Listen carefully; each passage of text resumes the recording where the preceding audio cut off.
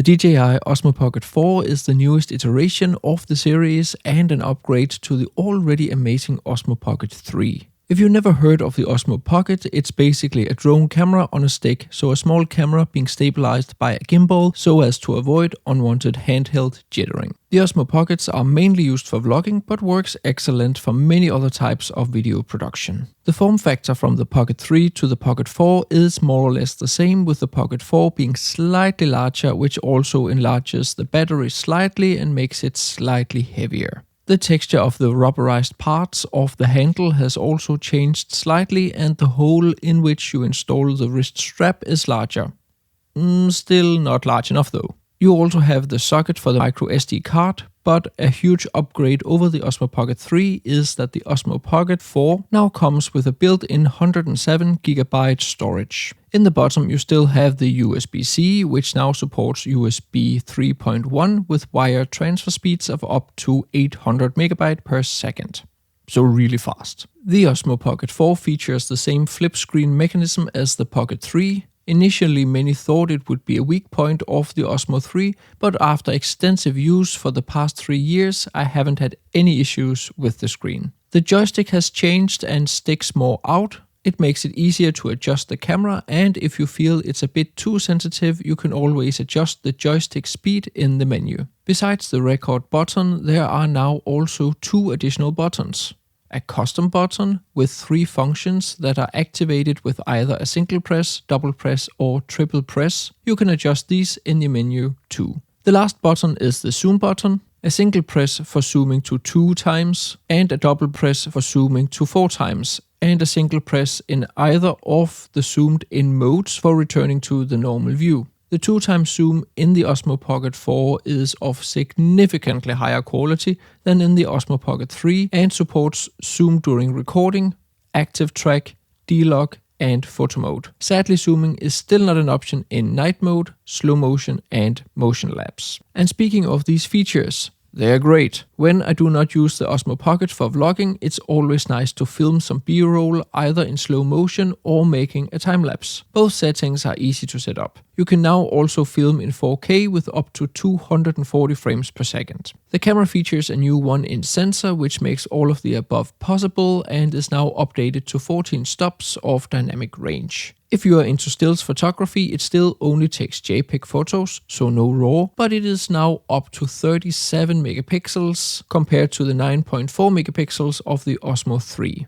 That said, I've never bothered using this as a stills camera. For color profiles, you can now shoot in regular 10-bit or in D-Log 10-bit. You can download the official DJI D-Log LUT from the homepage if you are not up for color grading your own footage. There are a host of new beauty filters and film tones which are only available in normal 10-bit recording. For the glamour filters, you'll need to use the DJI Mimo app to see them in real time. But the film tones, of which there are several, and the additional image adjustments that are now called texture and noise reduction, you can add and adjust in camera. The new film tones are also good fun to play around with to easily change the look and feel of your video, and you can adjust the strength of the filters too. You just can't combine them with the beautify effects. I do find the standard settings for the normal 10-bit recording a bit unflattering, and having this texture-rich HDR-ish look. It was the same issue with the Osmo Pocket 3, and I do not understand why DJI has this as a standard setting for a camera that's specifically designed for vlogging.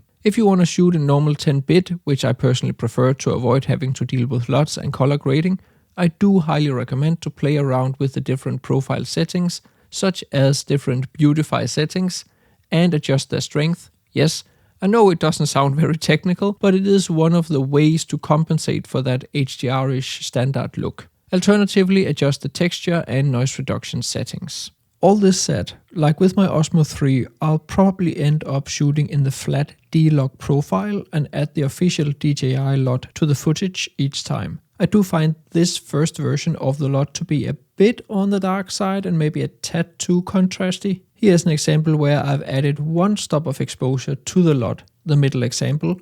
It definitely works better than the previous example. There are tons of additional settings throughout the menus to customize your DJI Pocket 4, and it's all pretty intuitive. For even better tracking than before, the Osmo Pocket 4 also has the newest Active Track 7, which is upgraded from Active Track 6 from the Osmo 3. I also find that the Osmo 4 has improved focusing.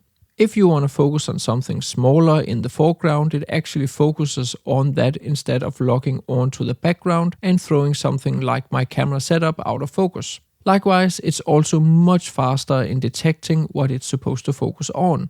Like if I change from something far away to something close up. I do wish though that they improved the minimum focusing distance, which currently seems to be about 11 centimeters. And you can also change the focus settings in the menu if you want to customize them even further. Besides the already mentioned wrist strap, the Osmo Pocket 4 Creator Combo also comes with a brand new and handy LED fill light, which you can simply just stick to the backside of the gimbal and it attaches with magnets. You can change the angle, the brightness and the color of the light. The Osmo Pocket 4 also comes with both the extra battery handle and the handle extender that also features a hole for a 1/4 inch thread. In that way you can attach the small tripod that comes with the Creator Combo or something like an Arca Swiss base plate. I do the latter and often use the Osmo with a travel tripod. Additionally, the package comes with a magnetic neutral density filter set and a magnetic wide angle that you can easily attach, but it does suffer from some distortion.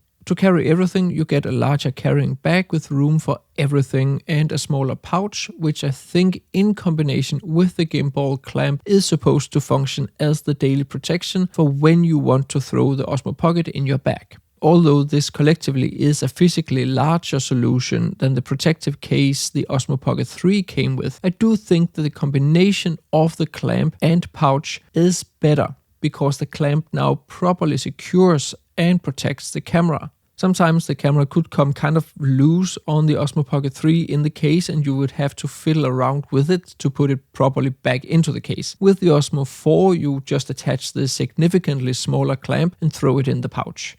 The pouch also has room for the LED light, extra cables, ND filters, wide angle and microphone. And let's talk about the microphone. The first thing I'd highly encourage is to change your sound setting to 32-bit float. You find it in the settings menu under the wireless microphone and then you scroll down to 32-bit float recording and activate it. It is a set it and forget it setting because when you enable 32-bit float, the precise setting of your gain, the input volume, becomes less critical and you don't have to worry about a speaker moving from a whisper to a scream. Okay, so now onto the design of the microphone. It's much smaller and comes in black with a black windscreen. I love it because I prefer to wear black and it's now much less distracting when you include your upper body while talking to the camera. Another massive benefit is that you can now turn the clip that holds the microphone, which means you can turn the microphone towards your head when attaching it to breast pockets and thereby optimize the sound quality of your speech.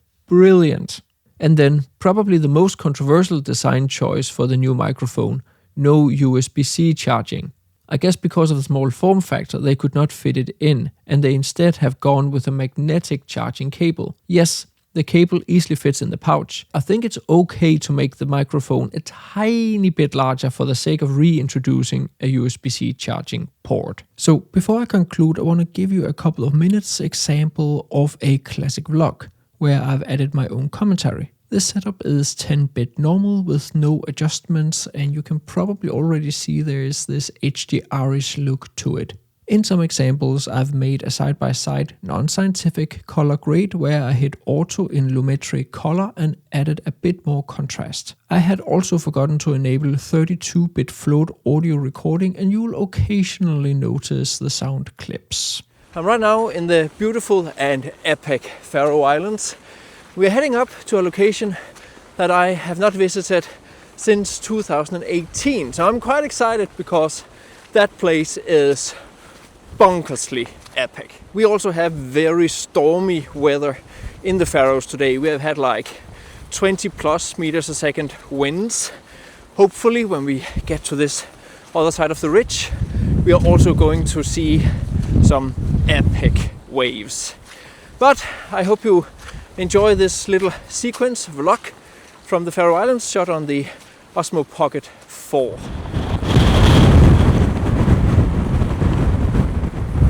It was extremely windy on this day, and the windscreen on the microphone didn't stand a chance. And here's an example with sound recorded directly into the Osmo, and also where you can see the Osmo 4 just deciding to turn without me asking for it. And to the right, nope, to the left. I also find the color to be a bit flat, so in the next examples I'm making that side-by-side comparison.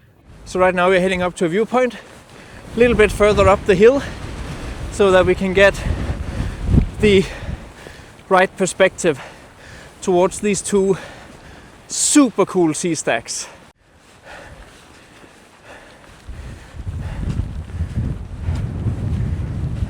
Alright, so now we're at the top of this hill.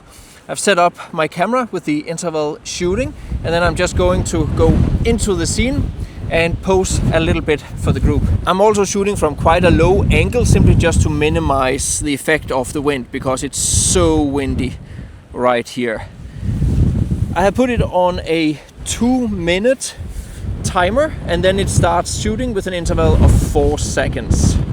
We have so much light, ISO 100, f11, and that gives me a shutter speed of 1/320th of a second, which is again more than sufficient to get a sharp photo in these conditions.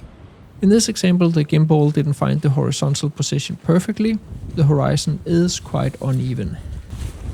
Alright, so I'm just running back down the mountain. Hopefully a couple of minutes have passed by since I hit the shutter release, and then I'll just go into position. I've lined it up so that where I think I want to pose is just in the middle between the two sea stacks. And if not, I'll just walk a little bit back and forward so I can get everything in one shot. And here another example with the 4x zoom.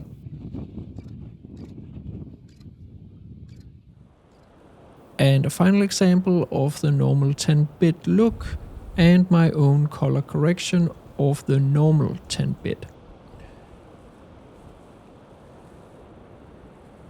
Before the conclusion, I just want to drop in a few suggestions for improving the Osmo Pocket 4. Just like the Osmo Pocket 3, it seems the Osmo 4 will need a few firmware upgrades to be completely functional. On a few occasions while in the field, it seemed the gimbal had its own life and just started rotating. I don't know if it was because of the strong winds, but it seems to me a bit of extra calibration is needed. On another occasion during super strong winds, when I zoomed into 4 times, you can see the video is jittering a bit. It's the same as how when you increase your focal length or photograph with a telelens, you need to compensate more for micro vibrations.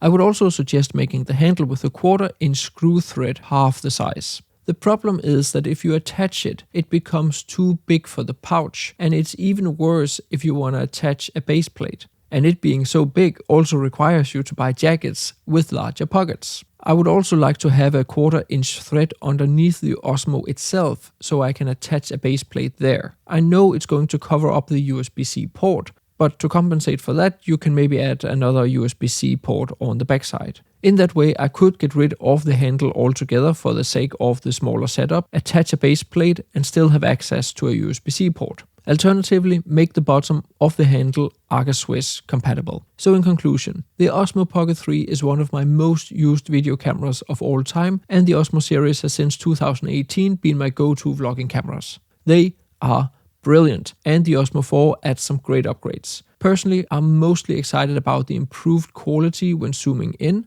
the internal storage, and potentially the microphone. I mainly wish there was a USB-C connection in the microphone, some kind of easy way to find the microphone if I dropped it in nature, and that the standard image profile when recording didn't look so HDR-ish. Just a natural, good-looking, simple run-and-gun, set-and-forget picture profile. Besides this, the Osmo Pocket 4 is still absolutely brilliant, and there is no doubt I'm gonna use it a lot over the next years. I love the ease of use, the easy connection between the Osmo and the microphone, the stabilized footage, the fast charging, and just the overall size of the setup. The only question you need to ask yourself is whether the upgrades from the Osmo 3 to the Osmo 4 justify the investment. Let me know down in the comments which upgrade you're the most excited about. If you want to learn how to compose your photos, use the light to your benefit, or how to edit your photos if that's something you struggle with, be sure to get my ebooks on composition and light and huge bang for the buck editing course via the links down in the description of the video.